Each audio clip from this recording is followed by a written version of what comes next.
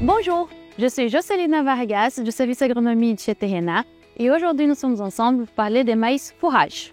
Cette année, nous sommes dans un contexte que vous connaissez tous, à savoir une année sèche et chaude avec des parcelles de maïs très hétérogènes. Pour les parcelles où les conditions de semis ont été plutôt bonnes avec suffisamment d'eau, les maïs ont moins souffert et les parcelles sont plutôt bien réussies, surtout vu le contexte de l'année. Nous aurons donc dans ces parcelles des épis bien fécondés comme celui-ci.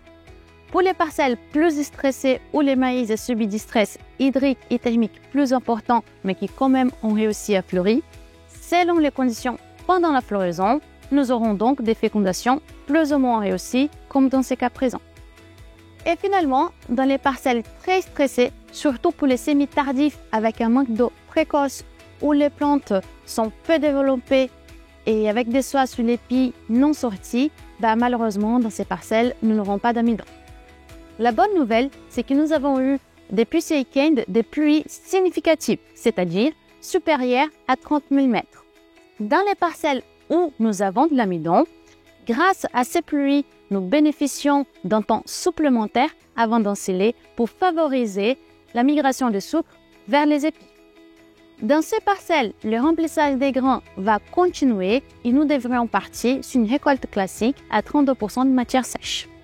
Les récoltes vont être plus précoces cette année au vu des cumuls de températures jusqu'à présent et les floraisons qui ont été précoces.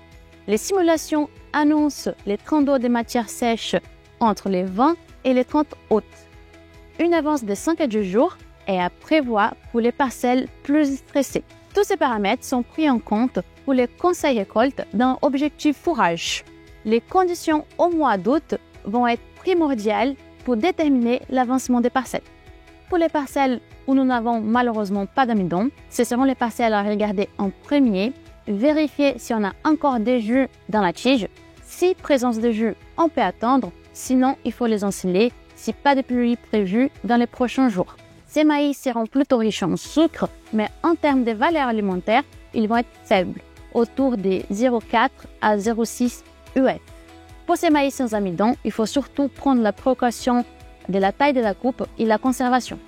Pour ceux qui souhaitent avoir des solutions fourragères complémentaires pour cette année, il y aura une autre vidéo disponible sur notre chaîne YouTube avec notre expert fourrager Christian Nicolas ou aussi en bas dans la description de cette vidéo. N'hésite pas à aller jeter un coup d'œil. Nous arrivons à la fin de cette vidéo. J'espère que toutes ces informations vous ont été utiles et je vous dis à très bientôt.